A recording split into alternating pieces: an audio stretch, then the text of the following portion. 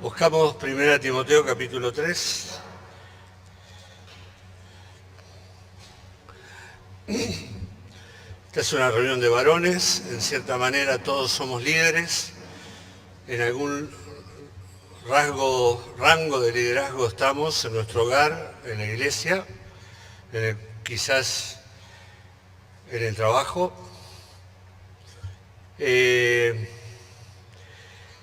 Y aquí el apóstol Pablo habla de los requisitos de los cuales estamos estudiando a través de un material que se llama La medida de un hombre, los requisitos que Dios le pide a los obreros. Dijimos que es cierto que a los ancianos en primer lugar, pero también a todos los creyentes y a todos los que de alguna manera tenemos alguna tarea de liderazgo dentro de la iglesia o dentro de la familia. Palabra fiel, dice 1 Timoteo 3, 1, si alguno anhela obispado, buena obra desea. Pero es necesario que el obispo sea irreprensible, marido de una sola mujer, sobrio, prudente, decoroso, hospedador, apto para enseñar. Estas características las venimos estudiando a lo largo de las reuniones de varones, y hoy toca la que aquí la Reina Valera traduce como hospedador. ¿Qué idea tenemos de esta palabra? ¿Qué significa hospedador?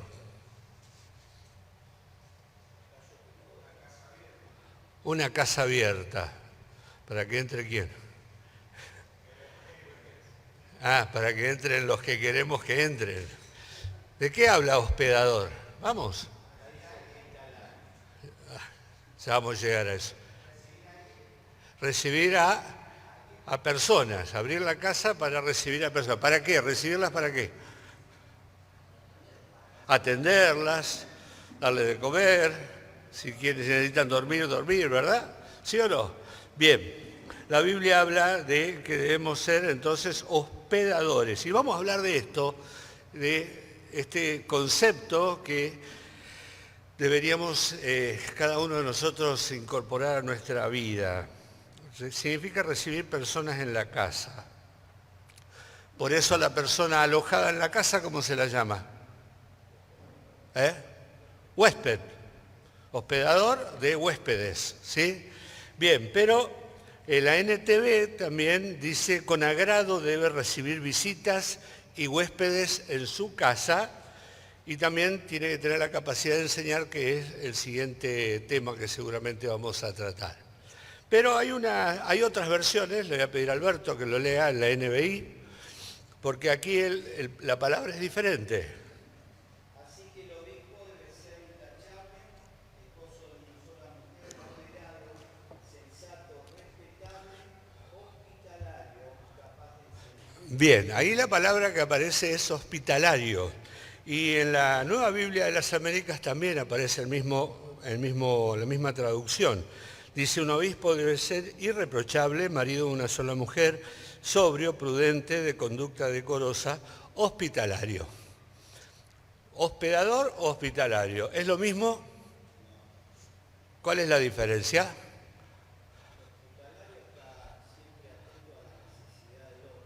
Ajá.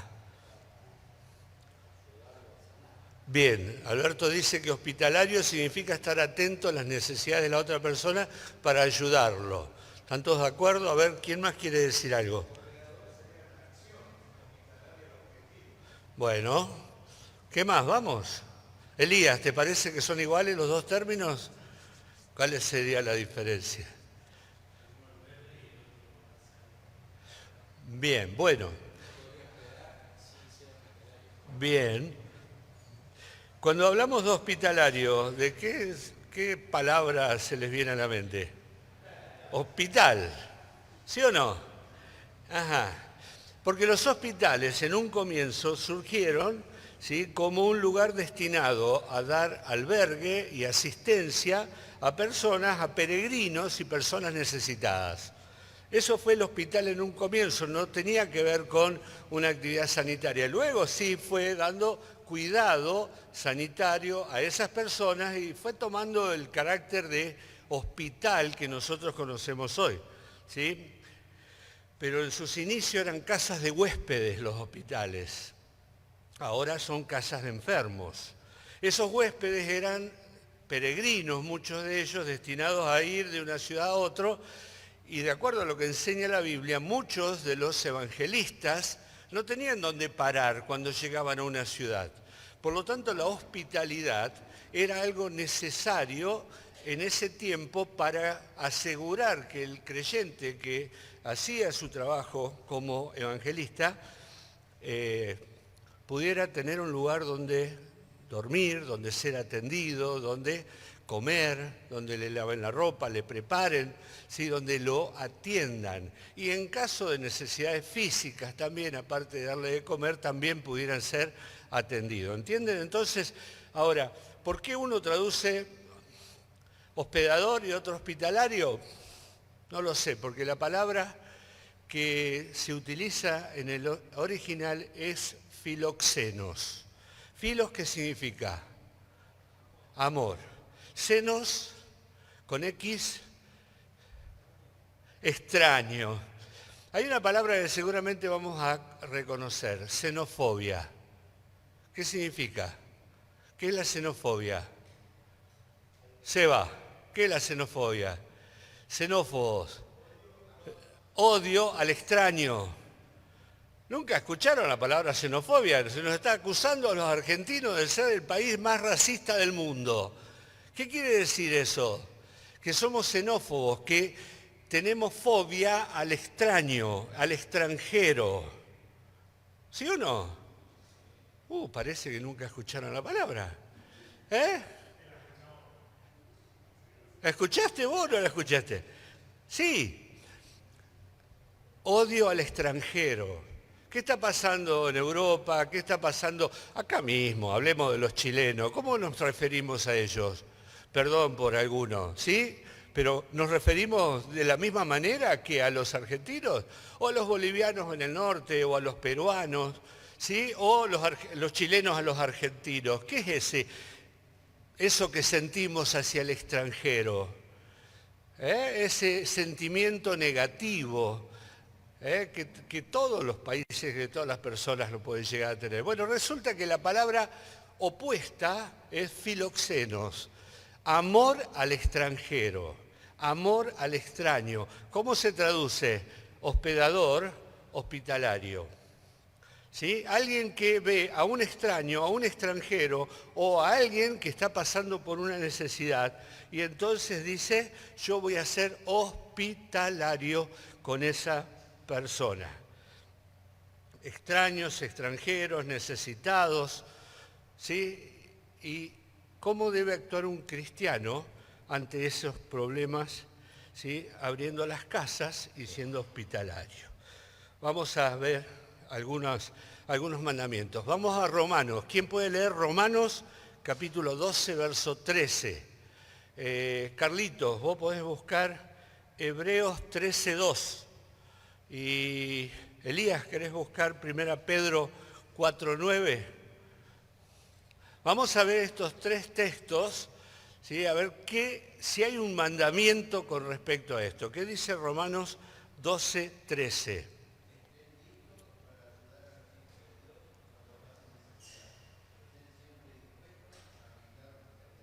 Bien, siempre dispuestos a brindar hospitalidad, ¿no? Compartiendo para las necesidades de los santos. Estén siempre listos para ayudar a los hermanos que estén pasando por problemas y dice, tengan sus casas siempre listas para ejercer hospitalidad. Bien, ¿qué dice Hebreos 13:2?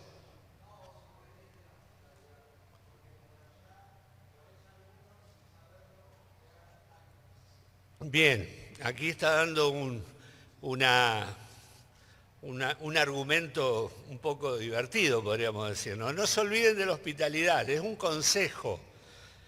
Sean hospitalarios, porque hubo personas que sin saber hospedaron ángeles.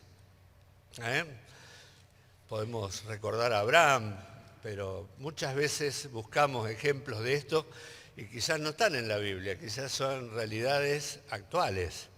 de personas que por ser hospitalarios hospedaron ángeles, no lo sabemos. 1 Pedro 4:9. Hospedaos los unos a los otros, recíbanse en la casa, ayúdense mutuamente unos a otros. Por lo tanto, ser hospitalario significa esto de ser generoso y cuidar a los demás. La iglesia es un hospital, ¿o no? Al hospital llegan personas con necesidades. La iglesia es un hospital porque a la iglesia llegan personas con necesidades.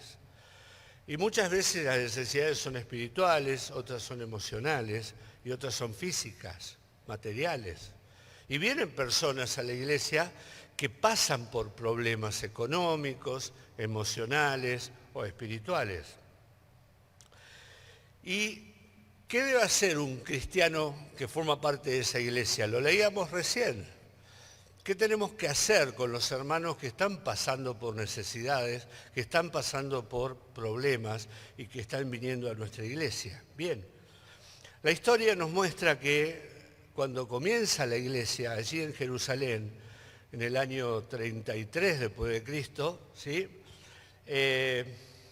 O 30, vamos a decir así mejor, cuando la iglesia nace, comenzó a crecer muchísimo.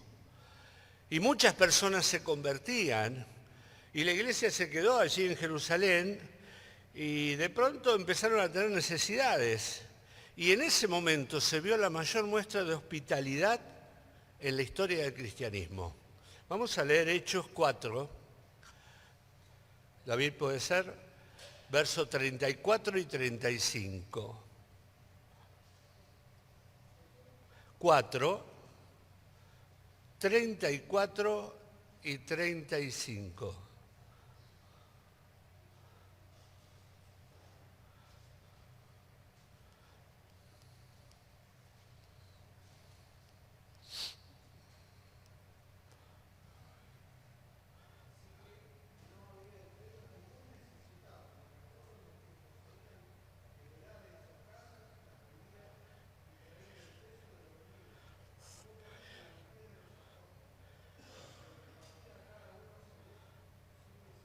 Fíjense, la mayor muestra de hospitalidad de la historia del cristianismo al comienzo de la iglesia. Y en los años siguientes comenzó, dice que no había nadie, había mucha necesidad, pero los que tenían mucho vendían sus heredades y ponían el dinero a los pies de los apóstoles para que sean los apóstoles los que distribuyeran el dinero, y el resultado era: no había necesidad, no había ningún necesitado, porque a cada uno se repartía según su necesidad. Eso que comenzó allí en Jerusalén siguió en los años siguientes, ya sea por la persecución, las expulsiones que los cristianos recibían por parte de la familia, de las sinagogas, circunstancias especiales como las hambrunas que llegaban y se establecían por mucho tiempo, fueron creando necesidades especiales entre el pueblo de Dios. Ahora, vemos en Hechos capítulo 11, búsquenlo, verso 25, que la iglesia en Antioquía, mucho más arriba de Jerusalén, al norte, la iglesia de Antioquía, al enterarse de que había una gran hambruna en Jerusalén, la iglesia de Antioquía, que eran la mayoría gentiles y no eran judíos, decidieron enviar ofrenda a los hermanos de Jerusalén. ¿Sí? Hechos 11, del 25 al 30. ¿Quién lo quiere leer?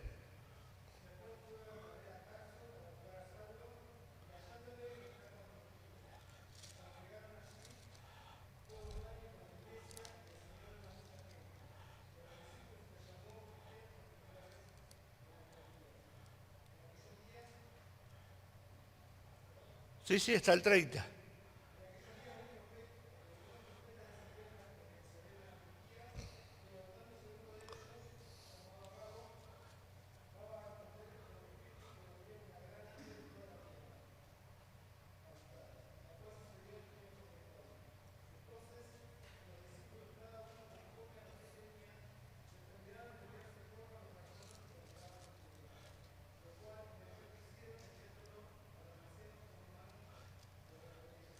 ¿Vieron entonces?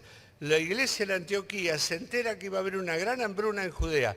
Ellos se consideraban beneficiados por la iglesia de Jerusalén, porque el Evangelio había llegado a través de los judíos de Jerusalén. Y dijeron, nuestros hermanos van a pasar necesidades, vamos a enviarles socorro. Miren qué lindo esto, les enviamos socorro, les enviamos para sus necesidades y enviaron dinero y lo pusieron ¿a dónde? A los pies de los apóstoles para que sean ellos aquellos que distribuyen. La iglesia de Filipos, cuando se enteró que el apóstol Pablo estaba preso, como le debía tanto al apóstol Pablo porque habían sido él había sido el padre espiritual de la iglesia, decide compartir con el apóstol Pablo para sus necesidades, en Filipenses capítulo 4. Y el apóstol dice, bueno, en realidad yo he aprendido a vivir en la abundancia o con poco, pero les agradezco porque ha revivido, dice, el amor de ustedes hacia mí. Eso de compartir se hace por amor y no se hace por obligación. Y ¿saben qué? Las necesidades están a nuestro lado. A veces aparecen circunstancias especiales y la iglesia tiene que salir a responder. Un plan económico, como tenemos, que deja fuera a mucha gente. Una enfermedad que hackea al proveedor de la familia. Una muerte que deja una viuda y con hijos. ¿Sí? Niños que no comen. Debe movilizar a la iglesia y a los creyentes en forma personal. Y así nació aquí en nuestra iglesia la canasta de amor, ¿sí o no? Cuando hubo personas que dijeron, ¿por qué no colaboramos todos un poquito, ¿sí? Y les llevamos a los que necesitan? Y hay personas que recibieron o que reciben, ¿sí? Una canasta, una caja con alimentos, ¿sí? de la iglesia, de parte de la iglesia. Y también sabemos que hay hermanos que en forma individual ministran las necesidades de otros. Estas situaciones nos tienen que involucrar a todos como iglesia, y no solo a través de una ofrenda o de un aporte a la canasta, sino también abriendo nuestros hogares cuando eso sea necesario. Hay hermanos que viven lejos y que no tienen con qué venir, ¿verdad? Se necesitan autos, eso es hospitalidad. Hay jóvenes que viven lejos de sus hogares, que vienen por cuestiones de estudio y que pasan el fin de semana solos y almuerzan solos. ¿Sí? Se necesitan mesas que se abran para ser hospitalarios.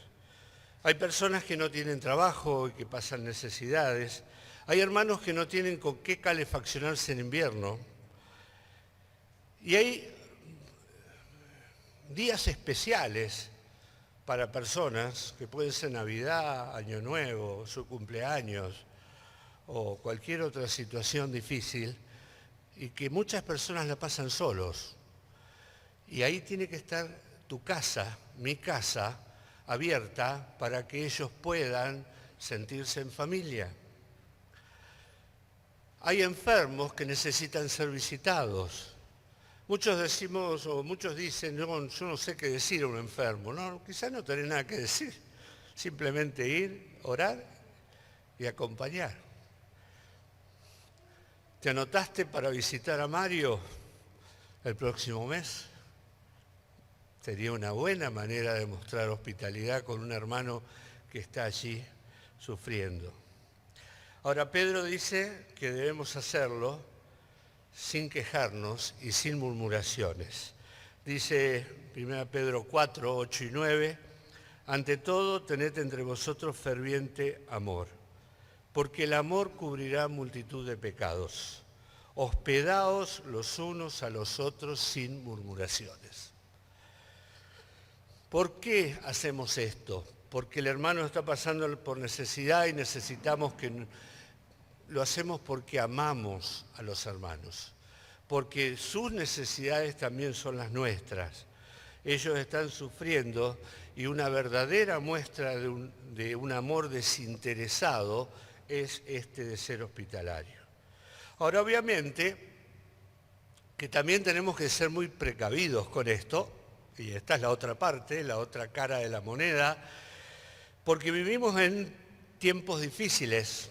Hay muchas personas que padecen necesidad y requieren ayuda, pero que no quieren hacer nada de parte de ellos para solucionar su problema. Muchos golpean la puerta de tu casa, te piden algo para comer, a la semana siguiente vuelven a pasar, a la semana siguiente vuelven a pasar. Son jóvenes muchas veces ellos. Conocemos nombres, conocemos situaciones, sabemos que muchas de esas cosas las venden luego para comprar una sustancia, alcohol o alguna droga. Y entonces hay un primer rechazo de parte de uno a seguir dando, ¿no? A seguir dando acerca de esto. Tuvimos gobiernos que sostuvieron generaciones de personas que no van a trabajar, que no se capacitaron y que no quisieron prepararse para poder producir sus propios bienes sin tener que pedir. No sé si vieron esta semana hay un informe de la UBA. ¿Lo vieron? Yo les voy a pedir que lo lean. Es un informe de la Universidad de Buenos Aires sobre la vulnerabilidad en los jóvenes. Hicieron 1000 entrevistas en todo el país a jóvenes entre 18 y 29 años. El 59% está en situación de vulnerabilidad social. Estamos hablando de 4.200.000 personas. 4.200.000 personas casi están en situación de vulnerabilidad social. El 60% no completó el secundario. Y ahí viene hay muchas cosas para mirar, pero está el triple ni. De los jóvenes vulnerables entre 18 y 29 años, hay un 30% que no trabaja ni estudia. Y de esos, perdón, un 20%, 20 o 20%, 2 de cada 10, no trabajan ni estudian. Y de esos, un 30% tampoco busca trabajo. Ni trabaja, ni estudia, ni busca trabajo. Por eso cuando vemos a personas jóvenes que piden, aparentemente sanos, que los vemos a nuestro alrededor diariamente, ¿qué les produce a ustedes? ¿Qué les da ganas de darles o no? ¿O les da ganas de decirles anda a trabajar? ¿Es difícil, sí o no? ¿No? Me miran como diciendo, qué raro lo que estás diciendo. ¿Qué le sienten?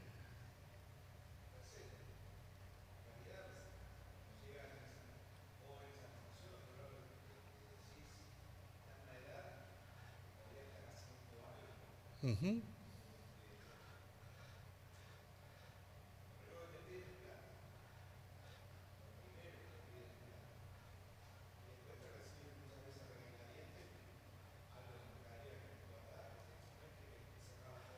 Sabemos, conocemos de gente que vende esa mercadería después, ¿sí?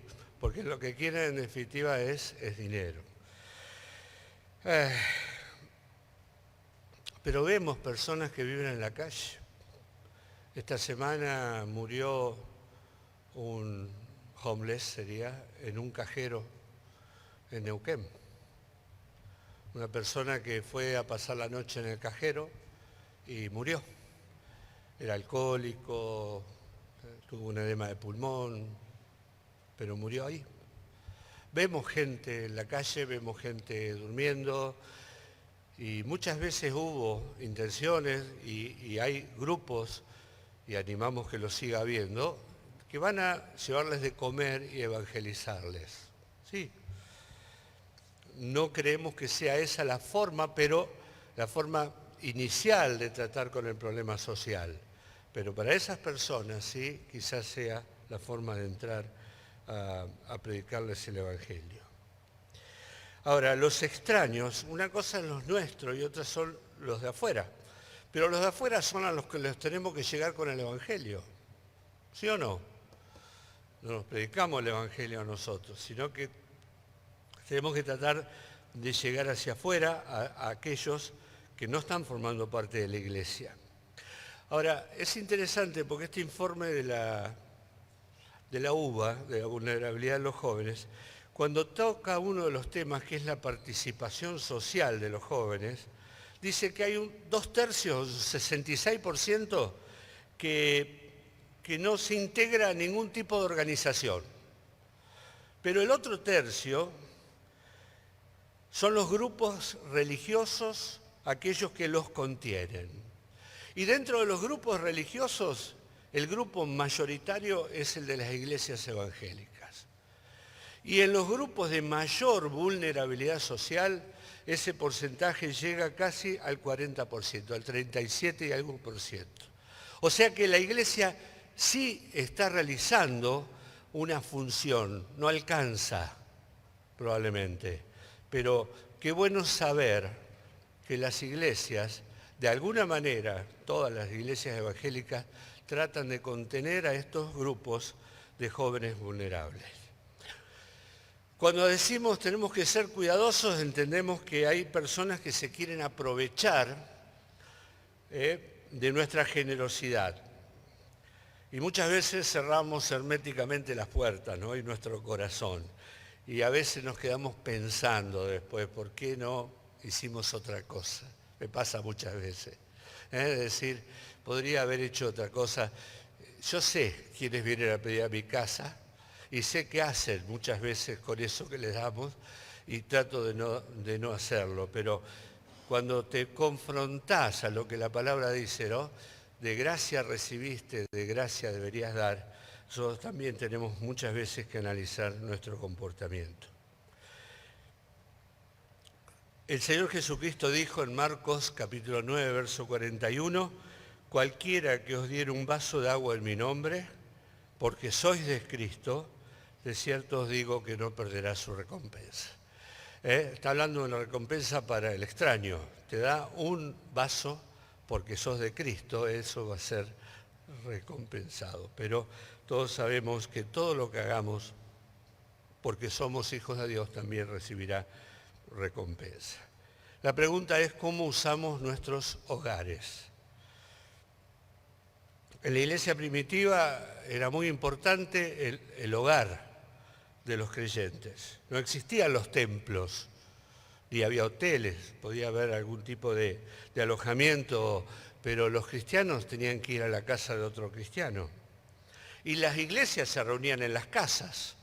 Sí, así fue al comienzo, en la casa de Apolo, en la casa de María, en la casa de Juan Marcos. Las iglesias estaban en las casas de los creyentes. Y así fue nuestro comienzo, ¿o no? Sí, cuando empezamos en el año 2005, en enero, 23 de enero, la primera reunión la tuvimos en la casa de Marcelo y Marta. Y llegamos a entrar 100 personas en esa casa. Abrías una puerta, salía gente, abría el placar y salía gente. Nos metíamos hasta dentro de la heladera, creo, ¿no? Porque era la casa más grande, la que tenía un garaje. Dijimos, bueno, vamos a reunirnos en el garaje. Bueno, no alcanzó el garaje. Nos metíamos en la sala, nos metíamos en las habitaciones. Teníamos parlantes conectados para que escucháramos. Había gente que se quedaba en la calle. Sí, así fue nuestro comienzo, en las casas. Y hubo una casa que se abrió. ¿Sí? Y no debe haber sido fácil para Marcelo y Marta, porque le dejábamos un despiole más o menos cuando estábamos allí. No era gratis. Pero no es el tamaño de la casa lo importante, porque hay casas que son muy grandes, pero no se abren. Y hay casas muy pequeñas y con muchas necesidades y que están abiertas permanentemente. Y todos conocemos una familia aquí en la iglesia que recibe gente permanentemente y que no es de las que más pudientes. ¿Sí? Todos sabemos que es cierto. Por lo tanto, no es que la casa sea amplia, sino que haya amor para recibir personas. La hospitalidad es una muestra de verdadero amor. Ahora, cuando decidís abrir la casa, ¿a quién recibís? Porque ese es otro tema. Cuando abrís tu casa, que sea para recibir a cristianos espirituales. Cuando abrís tu casa, que sea para darle satisfacción a personas sencillas, ¿sí? Que tienen necesidades, y personas a las cuales nadie recibe. No a las que todos invitan. Invita a los que nadie invita. Abrí tu casa para recibir a aquellos que te acerquen más a Dios. Nunca abras tu casa para recibir a personas que difamen a los ancianos, a personas que no están presentes en ese momento, o personas que siembren semillas de desunión. No abras tu casa a esas personas. Es más, mostrarle rápidamente la salida de tu casa cuando vayan con esas intenciones. Cuando vayan a tratar temas que no deben ser tratados ahí, mostrarle amablemente dónde queda la puerta. ¿Sí? Porque así como hay oportunistas entre los extraños, también hay oportunistas dentro de la casa de Dios. Ni tampoco abras tu casa para vos transmitir esa intención. Que otros no sean que vos los invites para convencerlos contra algo o alguien, sino por un verdadero amor. Cuando vienen misioneros o vienen hermanos a predicar y están 4, 5, 10 días acá, y nosotros les decimos, che, nadie los quiere invitar a comer, ¿de qué estamos hablando? ¿Estamos hablando de que estamos en problemas de darle de comer nosotros? ¿O estamos hablando de que inviten a alguien para recibir bendición? Porque ¿saben qué lindo que es cuando abrís tu casa para que venga el misionero, para que venga el obrero, para que te cuente las experiencias, para poder tratar temas que son espirituales? Abrí tu casa.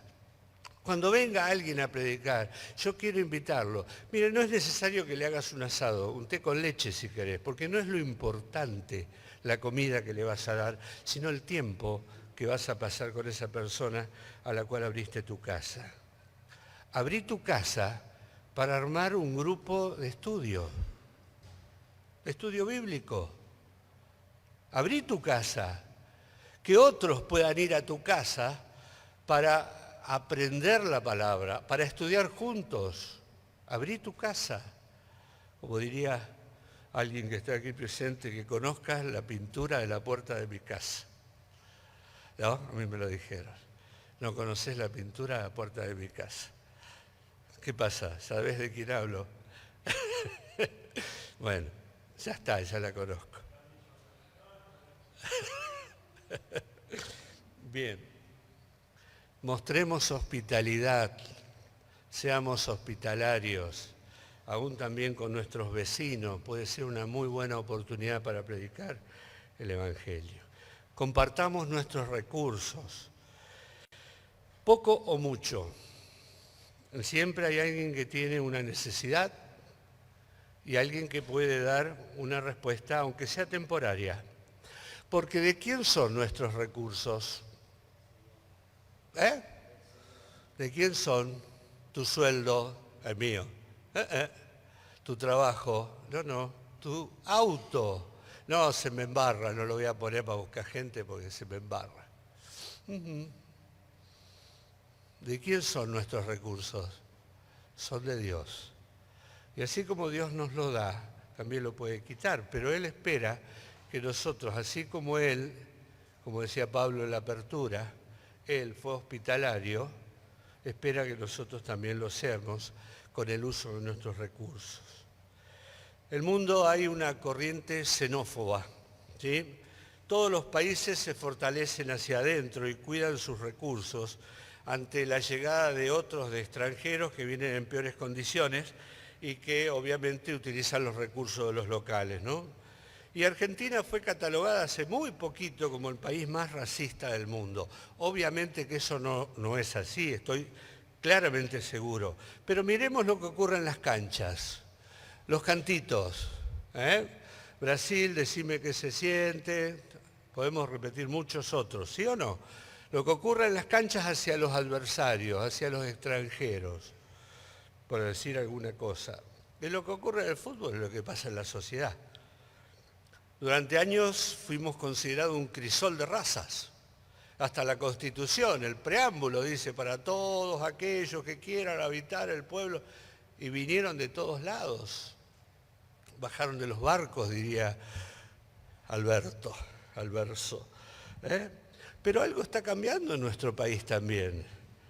Identificamos a los extranjeros como enemigos, nos alegramos con sus derrotas, hacemos memes ofensivos, aprendemos y aplicamos la violencia en todas las circunstancias. ¿Cuál es la medida de un hombre cristiano? Ese es el título del estudio, la medida de un cristiano. El cristiano imita a Cristo. Es hospedador y hospitalario. Abre su casa para recibir hermanos. Invita a los que están solos a pasar un tiempo con ellos. Abre su hogar para bendecir. Nunca permite que en su hogar se atente contra la unidad de la iglesia. Se preocupa por las necesidades de los demás. Comparte sus recursos porque ama a las personas y desea el bien de ellos. Así que, hermanos, pensemos en estos conceptos de lo que se espera de nosotros y ojalá seamos hospitalarios, hospedadores, hospitalarios, filóxenos, amor por el extranjero, por el extraño, por el que está afuera, y abramos nuestro hogar y nuestros bienes para ayudar a los demás. ¿Preguntas? ¿Opiniones? ¿Nadie? Marcelo. Solamente dos experiencias y dos recuerdos que tengo. Una de muy chiquito cuando vivíamos en Cruz del Eje, en Córdoba, cuando recién tuvimos primer contacto con el Evangelio. Recordamos a la familia del anciano de aquella iglesia, la familia Gómez. Hoy una de sus hijas es misionera ya grande en Mendoza. Pero siempre tenemos presente esa familia que nos recibió con nuestras dificultades. Mamá y nosotros estábamos solos, papá no estaba, pero ellos nos recibieron en su casa. Es decir, nuestro primer contacto fue una casa, la casa de uno de los ancianos que se abrió para recibirnos. Y lo otro, mi propia experiencia como adolescente en Córdoba, en donde la iglesia en calle Rincón quedaba lejísimo donde vivíamos, y era cruzar toda la ciudad de Córdoba en colectivo, un viaje de hora y media a veces, y llegábamos para la escuela dominical en la mañana y los hermanos nos abrían la casa y después nos invitaban a estar todo ese domingo con ellos para participar de las reuniones de la tarde-noche y después nos llevaban a casa. O sea, creo que eso fue algo que marcó mucho nuestra vida como familia. Fue una forma linda de aprender. Muy bien. ¿Alguien más?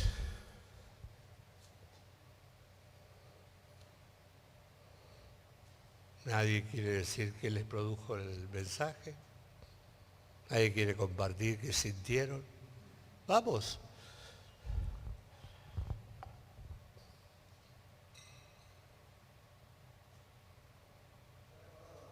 Ahí va, ahí va.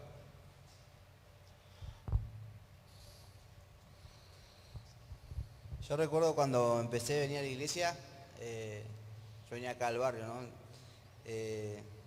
Mi primera impresión fue cuando vine a la primera reunión acá, que se juntaban los jóvenes en la casa de Alberto, ¿no? Era la típica, todos los viernes a comer hamburguesa. Y para mí era algo nuevo, ¿no? Porque que te inviten a una casa ajena, que era algo como, siempre dije, ¿no? Qué loco que cómo se juntan ahí en la iglesia todos los jóvenes y se juntaban a compartir, a comer una hamburguesa, a jugar sano, ¿no? Porque yo venía de otras costumbres y siempre me sorprendió eso lo de la iglesia, ¿no? De cuando empecé a venir, que la hospitalidad que había acá en la iglesia, de esto, de ayudar, de venir, estás solo, vení a mi casa, vamos a compartir algo, y etcétera, ¿no? Y eso es bueno y algo que a mí me marcó de que empecé, que acepté a Cristo con mi corazón, me marcó mucho ese tiempo, ¿no? Y es bueno también volver a hacerlo, ¿no? Como decía vos, volver a hacerlo porque hace bien. A mí me hizo bien de joven y hace bien.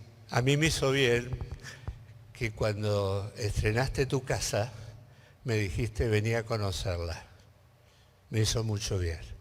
Hay muchas personas que cambiaron casas, que tienen casas nuevas. Bueno, hace poco tu hermano también nos invitó a ir a conocer su casa. Es bueno eso, ¿sí? Es bueno.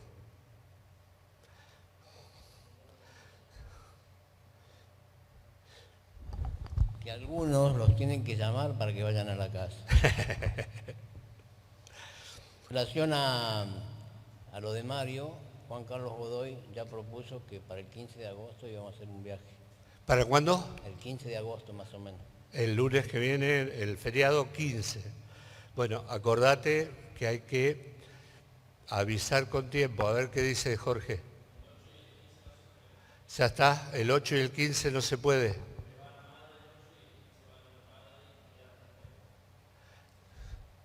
Hay que buscar otra fecha. Sí, eso lo propuso Juan Carlos, así que lo va a decidir él después. Por eso, Jorge es el que más o menos está monitoreando la situación, porque es una vez por semana y son 4 personas nomás. Y el papá no le gusta ir con nadie. El papá va el 15. Bueno, podemos ver otra fecha, pero es una buena oportunidad también de compartir con nuestro hermano. Ya que él no puede venir, vamos a su casa nosotros. Vamos, ahí, vamos, Ignacio. Buenas. No, y la importancia creo que agregar, yo llegué un poquito tarde, no sé, por las dudas, cuando dice hospedador en la epístola a Timoteo, va más allá de abrir las puertas de la casa, sino tener una actitud hospedadora, ¿no? Como que abrir las puertas de la casa y ser servicial, atento. Y creo que pensando un poquito en el impacto del Evangelio en la iglesia primitiva, de reunir en las casas y abrir las puertas de la casa, genera otro vínculo, donde en la iglesia quizás no es que se pierde, pero se vuelve un poquito más impersonal, porque uno no sirve, o sea, uno lo acompaña, quizás a alguien que invita, como decía recién Dani, quizás el haber ido a la casa de Alberto y sentir que Alberto quizás creo que le servía y que los hermanos también lo ayudaban, lo recibían, eso impactó mucho más que acá, que quizás te dan la silla, te sentás, escuchás un saludo y te vas. Entonces la importancia de eso, del hospedar, tener la actitud de servicio en el hospedar. Por eso hice la diferencia al comienzo entre hospedador, que dice la Reina Valera, y hospitalario, que dice la NBLA o la NBI. Yo llegué un poquito más tarde, por eso. Bueno, habíamos hablado de eso, de que el concepto no es simplemente abrir la puerta, claro, sino de ser servicial y de satisfacer las necesidades. ¿Y cómo nos sentimos, más allá, obviamente, cuando somos invitados por algún hermano en la fe, ya hay cierta confianza, pero siempre que alguien nos invita a la casa, nos está abriendo una parte muy íntima, o sea, la vida misma, ¿no?, de la otra persona. Y eso como que es de bastante estima.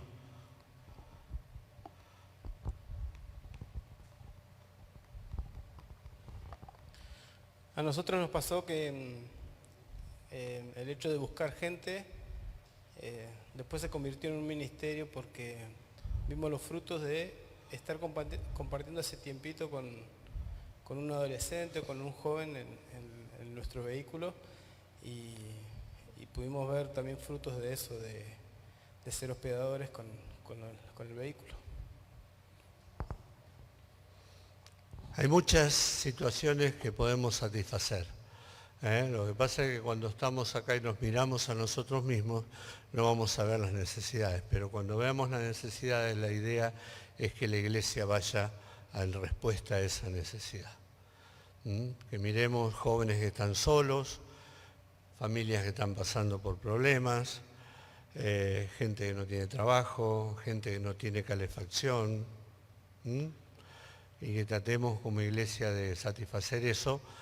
Eso que nació como la canasta de amor en su momento, sigue, pero tenemos que ampliar a muchas otras cosas y no pensar que por traer, que está bien que traigamos 2 kilos de harina y todo lo que necesita la canasta, con eso alcanza. No, miremos y busquemos la necesidad y hagamos lo que nos corresponde hacer cada uno de nosotros para satisfacerla. ¿Está? ¿Hay alguien más? Pablo.